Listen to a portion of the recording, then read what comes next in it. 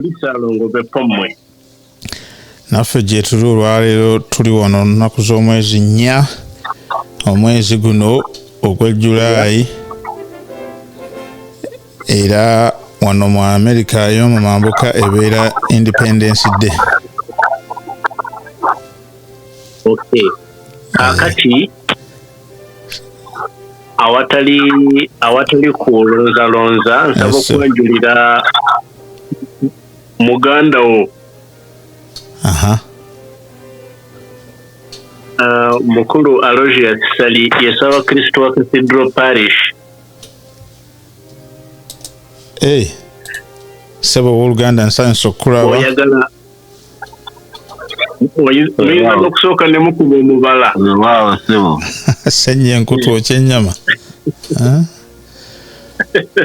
Omugema bw'afa kudda mulala. Omugema bw'afa kudda mulala. Nsanyusa okulaba Oluganda sebo. Okuwuliza. Yes sebo. Mwebala obuweereza kakati webala okukola enteekateeka eno n'ojja n'Oluganda lwange era watali kulonzalonza katwogere ku nsonga enkulu etukuŋŋaanyisizza akawungezi ka leero keeko okuba nti ate Oluganda lwaffe Musumba Bishop Severus Jumba agenda okujaguza emyaka egiweredde eddala gye mugenda okutwanjulira mu butongole ng'aweereza nga Bishop w'essaza lya Masaka Diocese. Ngenda kubasaba olwaka ababawuliriza aba n'ababagoberera musooke mweyanjule buli omu mpola mpola mu bufunze ate n'obuvunaanyizibwa bumwe mu kitundu kyaffe kino mu ssaza e Masaka. Kantandike n'Oluganda lwange leero kansala eddiiro anti ekitabo kikola kantandike Oluganda lwe mba nsaba abasooka okutweyanjulira mangu nnyo. Erinnya Aloysius Sali Ssaabakristu wa Kitovu Cathedral Parish. Ekisanja nno kiggwako obudde buno kuba twakitandika 2019 katondo tuli mu 2024. Mukama bw'anaaba ayambye tusaavinga ekirala naye nga Kitovu nga Cathedral Parish gye tutwala erimu ebisomesa 15 byebikola Cathedral Parish. So webale nsoboledde ate era kaŋŋende nzireyo ewa muganda wange ate era naye atuyanjulire yesi mugenyi nnyo wano mu studio muno naye era katukusakasanaddemu tweyanjulire mu butongole era naye n'obuvunaanyizibwa bwe mu ssaza. Abatugabira ku mukutu guno mbalamusiza nnyo era n'enjabeza gye muliko. Nze Donozio Mulinda mu Kitovu Cathedral Parish ku lukiiko luno oluteekateeka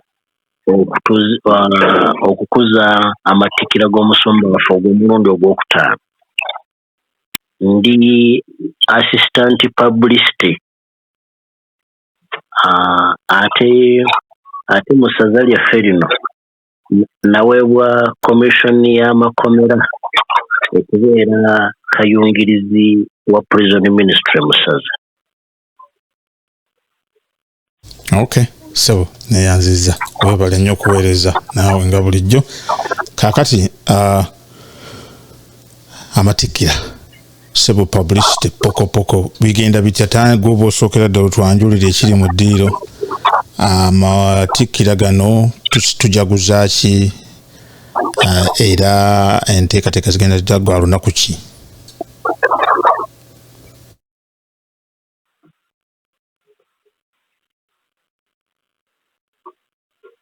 Yandiba ng'asoomozeddwa sikyamuwulira bulungi. Ssebo kankomewo ggwe gy'oli Oluganda Ssaabakristu gwe otubuulire ku nteekateeka zino naawe oweerezaako kakiiko kano kateekateeka amajaguza era bigenda bitya? Weewaawo ssebo akakiiko kwendi engeri gyekiri nti dinale ey'ekitovu gye baakwasizza okutegeka ekijaguzo kino. Dinale eyo erimu parishes 5. Olw'okuba nti ndi Ssaabakristu wa parishes emu ku ezo 5, ensonga lwaki ngenda butereevu ku kakiiko ako akateesiteesi. Dinale ey'ekitovu erimu parishes Kitovu yennyini, Kimaanya, Kyabakuza, Saza ate ne Kirowooza eri mu kuteekebwa okufuuka parish enzijuvu. Kati nezo ze zikola Dinale ey'ekitovu. Okay. Tujaguza emyaka 5 bukya Silverus Jumba Bishop waffe atikkirwa oba aweebwa obuvunaanyizibwa nga Bishop omujjuvu owa Masaka Diocese. Weewaawo sebo. Emyaka 5. Okay. Kaakati myaka 5. Myaka 5 gino olina by'oyinza okutubuulirako Bishop Jumba Tumujaguza byasobodde okukolako abantu bye twandagadde bamanye mu kiseera kino kyabadde ng'aweereza? Yesebo. Bishop Jumba emyaka 5 ng'aweereza ng'omusomba, kiyinza okugaa nti atusumbye bulungi. Atusumbye era olaba enkulaakulana Masaka Diocese yeetambulirako mu nkulaakulana ya waggulu. Akubirizza nnyo abantu okulaba nti balima, tuddayo ku kirime kyaffe naddala eky'emmwanyi, era n'akubiriza kumpi buli parish ebeerengayo n'omusiri gw'emmwanyi. Kitegeeza kinno ekyo nti parish bw'ebeera n'omusiri gw'emmwanyi tajja kujjayo yennyini abeere ng'ali mu kumwanyi ezo, naye abo bennyini abaliyo wansi baba bafunamu ejjamba okulaba nti parish ezo zigenda mu maaso. Bishop ku mulamwa ogwa liturujia atukubirizza nnyo okulaba nga tuzzaayo eddiini yaffe ku butabi. Era wenjogerera mu diocese obutabi busukka mu 7 kati obukoleddwa, obuyungiddwa ate nga buli active. Kitegeeza ki? Nti omusingi gw'eddiini yaffe guba gunywera nga obutabi wansi bukola. Era ne bwe kuba kwa nkulaakulana, ssente kyangu nnyo okuzinoonya nga tusimbye ku butabi. Atuwadde emiramwa egiwerako naye ng'ogiraba gisimba ku nsonga eyo okulaba ng'eddiini ebukala wansi mu butabi bwaffe. N'okwongera ate okumanyagana, kuba abantu bangi ddala mu kibuga nga Masaka bwe yafuuka city, waliwo abantu bangi bateemanyi. Buli omu asituka busitusi n'agenda, naye kaakati olw'obutabi obwo ogezaawo okulaba nti omanya ani akuliraanye, kikyakola, aye ne muyambagana. Atuyunze ku bannaffe abali wabweru, era twogerera ndowooza ayinza okuba akomawo leero nga atuyunga ku bannaffe abali mu nsi endala okwogera okulaba nti bagoberera ebiri ewaabwe e Buddu. Seweza ensonga ezo n'ebyenjigiriza. Era ataddemu abavuuka envumbulo, bafaada abavuuka envumbulo okulaba nti bagoberera enjigiriza bulungi. N'amenya ki n'aleka ki? Era ddala akoledde ddala omulimu gw'amaanyi, nange nzikiziganya naawe. Era nze gye ndi wano mu masekati ga Amerika, yajja eri twali naye wiiki nga 2-3 eziyise emabega, yali yakutulambiramu ekitambiro kya mmisa nga tujjukira abajulizi ba Uganda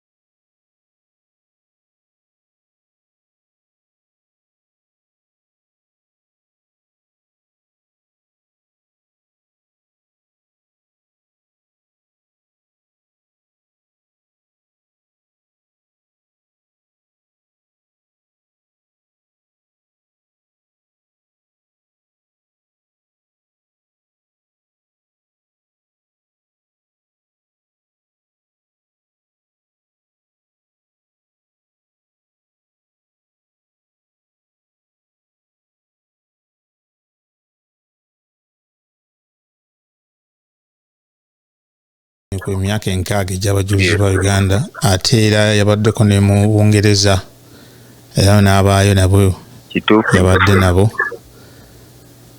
era oli mutuufu okuba nti ndowooza ali mu kkuba akomawo ate kati ekijaguzo kino kigenda kubeera luddawa lunaku ki manyi nti mukaaga luno olujja ne nsaba oba osobola engeri gye tute mwami Mulinda gyatubuzeeko gwe ombuulira olunaku ekifo essaawa weewaawo ssebo olunaku lujja kuba lwa 6 nga 6 omwezi guno era emmisa ejja kubeera mu Kitovu Cathedral etandika essaawa 4 emmisa ng'ewedde tujja kusisinkana ate mu Sports Arena jjukira nno mu Sports Arena gye baamutikkirira era we tugenda okubeera n'entujjo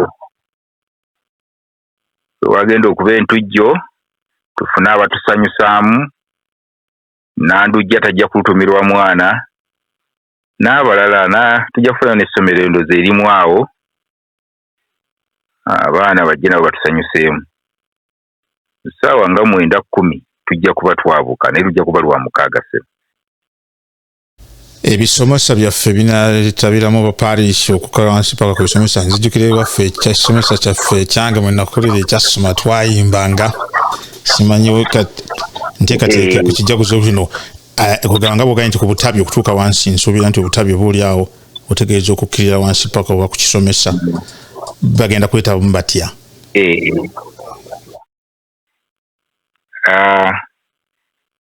engeri dinale Kitovu nga yeetegese era mu Kitovu dinale mwe mujja okuva nnyo ebyensanyusa naye nga parishes endala zonna zisuubirwa okubeeramu okwetabamu obutereevu mu kijaguzo kino bajja kujja n'ebitone ebitonebwa ebyenjawulo okudda eri omusumba naye ate era okudda eri enkulaakulana eya diocese jjukira nti ssebo we twogerera tulinawo Cathedral Foundation nayo eyabagibwawo omusumba okulanga edduukirira engeri gye tukuza ekitebe ekyo kyennyini ekyekitovu. We twogerera tuli mu kusitula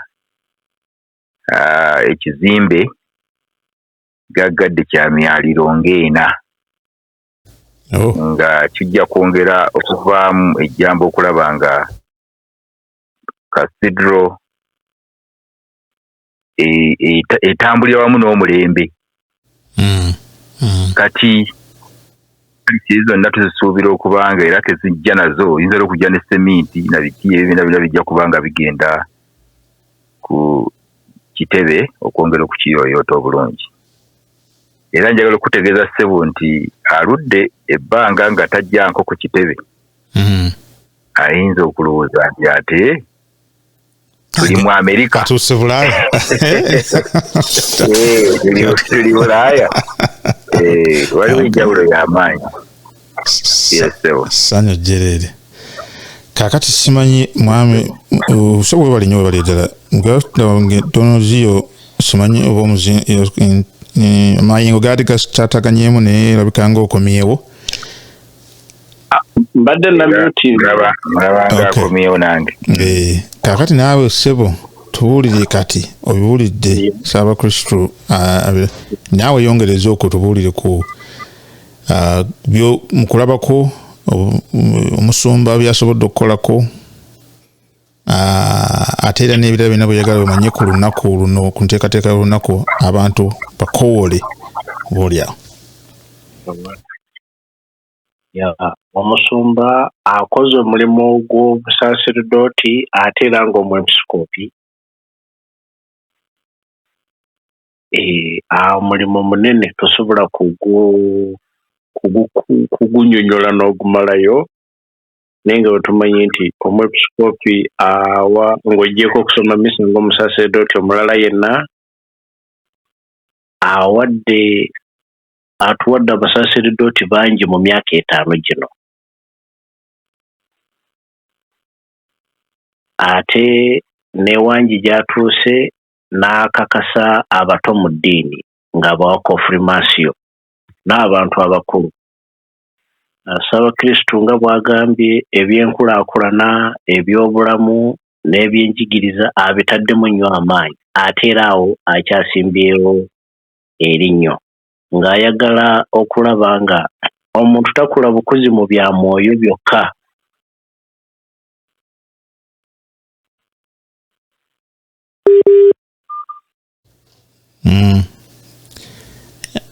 Era amayengo gazzeemu ne gatusomooza naye kasisuubire nti akomawo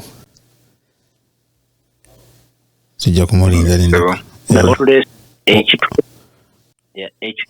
Ekituleese wano ne Ssaabakristu Mwami Sali kwe kukunga abakristu bonna mu ssaza lino ne wabweru waalyo okuviira ddala ku Butabi mu zooni okutuukira okuwambuka ku kifo mu dinarizi zaffe n'okutuukira ddala ku ssaza okujja ku Lwomukaaga olwa wiiki eno okwosa enkya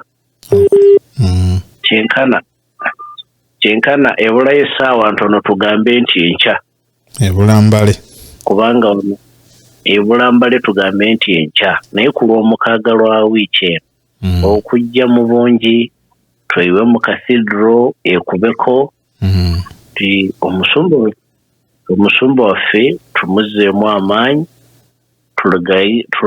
tulabikire ddala nga tuli buliga bwe ate nga naye awulire nga ddala ye musumba waffe.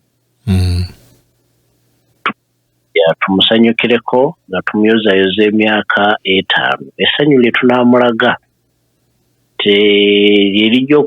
lijja kumwongeramu amaanyi ate okwongera okutusumba ekiseera ekiddako.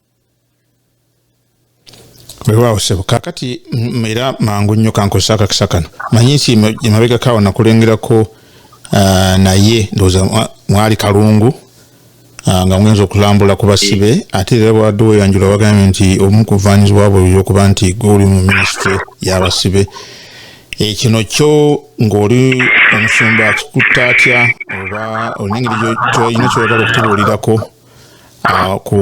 mu layini eyo? Omusumba yatandikawo enkola mu budde bwe buno obw'emyaka 5 emabega eyo kyali tekirabika nnyo naye akitaddemu amaanyi.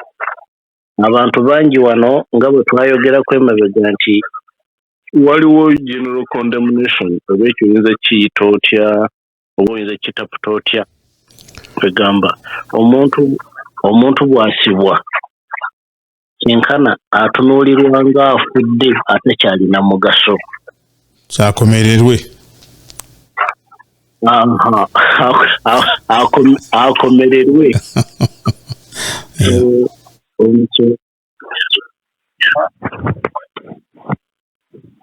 Atugatta ffena. Muzadde omulungi agatta abaana aba buli ngeri.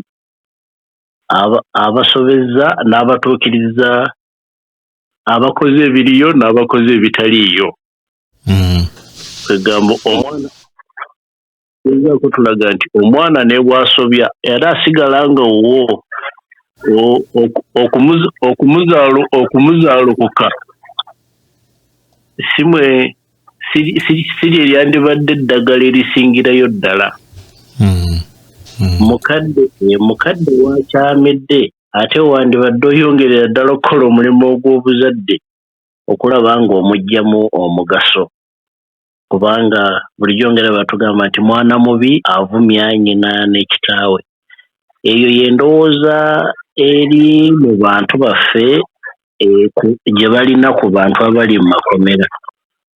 Newankubadde ebifaanana bwetu naye si buli ali emabega w'emitayimbwa nti muzzi wa musango. Abamu babeerayo ng'oluusi buntu butonotono obubeera busaana balibwa ku levu ey'omukatabi mu kutabagana okw'omu n'omu, naye oluusi olw'okubulwayo oluusi oba bukugu oba bugunjufu n'osanga akantu akawedde akati ate oli kamuviiriddemu akatyabaga akamutwala mu bwone mu bulamu obwo.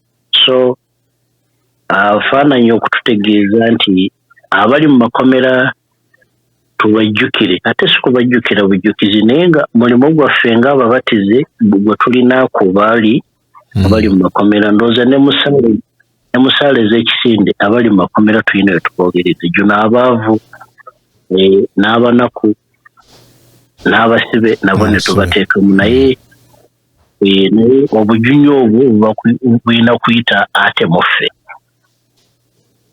Kasaba neyanziza nnyo neyanzige okujjako nga mulinawo akatale keka ndowooza obubaka tubufunye era tweyanziza nnyo tweyanzige akatale keka konna kisaawe eno kayisaawo.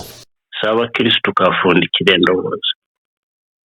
Ssebo okutegeka omukolo ogwo si kintu kyangu nnyo era we twogerera tuli mu bajeti esukka mu miliyoni 7.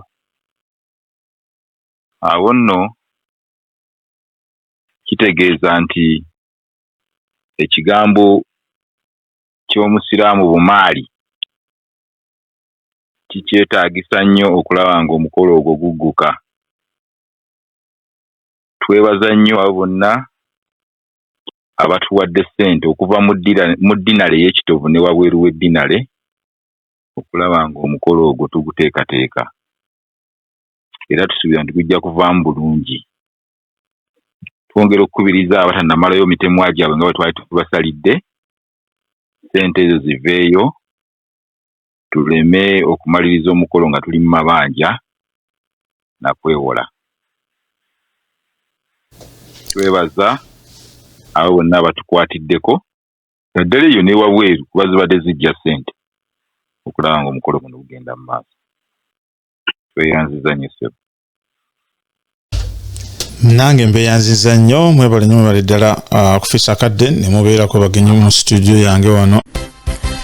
Attention! all change-seeking Ugandans, the National Unity Platform USA Diaspora Team cordially invites you to the highly anticipated NUP Chicago 2024 Diaspora Convention. Join us at the prestigious Marriott Chicago O'Hare, located at 8535 West Higgins Road, Chicago, Illinois 60631 USA, from August 8 to 12, 2024. Get ready for an event like no other. Prepare to be inspired by our distinguished guests, including NUP party leadership from Uganda, members of parliament, and special guests from the United States Congress. Engage with renowned experts and representatives from civil society organizations as we collectively envision a new Uganda. Our theme for this conference is Envisioning a New Uganda. Together, we will strategize on an agenda that NUP will deliver to bring real change to Uganda. Don't miss out on our leading training sessions, dynamic youth workshops, thought-provoking panel discussions, and a rally for democracy that will ignite your passion for change.